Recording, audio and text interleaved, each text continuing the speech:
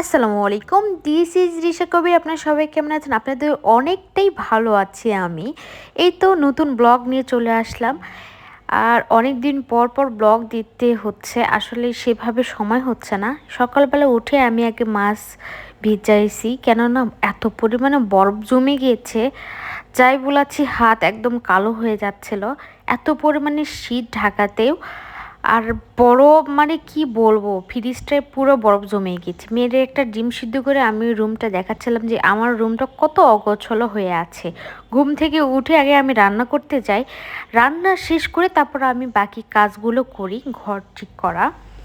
আসলে আমার আগে রান্না না করলে কাজটা আমার খুবই দেরি হয়ে যায়, কিন্তু ওইদিক রান্না বসে দিয়ে যদি আমি রুমটা ঠিক করি তাহলে আমার কাজটা খুব তাড়াতাড়ি শেষ হয়। এই তো আজকে হাতে মেখে আমি ফুলকপিটা রান্না করব, কেননা অনেক কাপড় ধুতে হবে। আসলে আমি প্রত্যেকটা কাজ নিজের হাতেই করি, মাঝে মাঝে আমার জামাই হেল্প করে। শুক্রবারের দিন যখন উনি ব্যস্ত থাকে তাহলে করে না, যেদিন ফ্রি থাকে করে, না হলে করে না। এই তো আমার রুম সব ঠিক করলাম, রান্না ওই দিক বসে দিয়ে এসছি। আর এই তো আমার মেয়ে, বাবারে বাবা, গোছার সাথেই সে কম্বল গায়ে উড়ে দিয়ে শুয়ে থাকবে। এটাই হলো তার অভ্যাস রুম ঠিক করার সাথে। রুম টুম সব ক্লিন করলাম, ক্লিন করে আমি এখন রান্নাঘরে যে দেখি আমার তরকারি হয়েছে। আসলে তখন বাজে 12:30। রান্না শেষ হবে, আমি ভাতটা বসে দিয়ে কাপড় ধুতে যাব। তারপর আমরা মা মেয়ে গোসল টোসল করে আসলাম কাপড় ধুয়ে। আসলে অনেক কাপড় ধুতে হয়, আর শীতের টাইমে অনেক কাপড় হয়, কেননা মেয়ে অনেক কাপড় অগোছালো হয়ে যায়, নোংরা হয় একটুতেই, সেগুলো ধুতে হয়। তার বাবার তো আছেই, তার বাবারও অনেকগুলো কাপড় হয়। তারপর আমি মেয়ের একটু খাইতে আনলাম, কেননা আমার মেয়ে আবার ফোন ছাড়া সে খায় না। তার এক কাহিনী দেখছেন, ফোন ছাড়া খাবে না।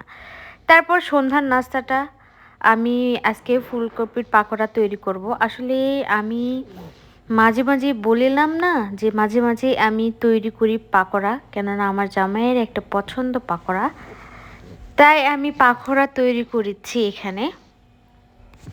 আর এত পানি বের হয়েছে ফুলকপিতে, আমি বলে বোঝাতে পারবো না। এমনিতেই তো ফুলকপি পানি, বাবারে খাইতে দিয়েছি, কিন্তু মেয়ের তো ভঙ্গি, খাওয়ার তো নামগন্ধ নাই, কিন্তু সে ভঙ্গি এবং দুষ্টমি করতে সে অনেক প্রস্তুত। এই তো আমি একটা চেক করতেছিলাম যে কেমন হয়েছে। তার ফাঁকে আবার ভাজি শেষ হলো, আমি আবারও ডাকতেছিলাম মেয়েরে। মেয়ে তো আমার ডাকার সাথেই দৌড়ে আসে, কেননা জানি মামাম কিছু তৈরি করতে, এখন আমাদের ডাকতেছে নেওয়ার জন্য, বাবা খাবে।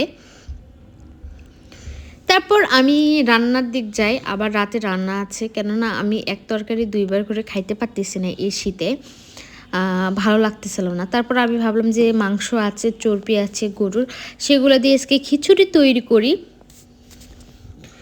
তারপর আমি খিচুড়ি বসাইলাম, কেননা চর্বিগুলো এত মানে পুরো একটা খিচুড়ি মাংস মাংস হলে আমার খুবই ভালো লাগে।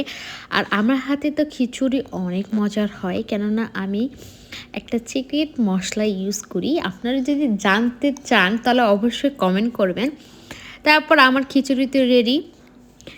আজকে এই পর্যন্তই, আল্লাহ হাফেজ। সবাই লাইক কমেন্ট শেয়ার করবেন প্লিজ, অনুরোধ করতেছি আপনাদেরকে।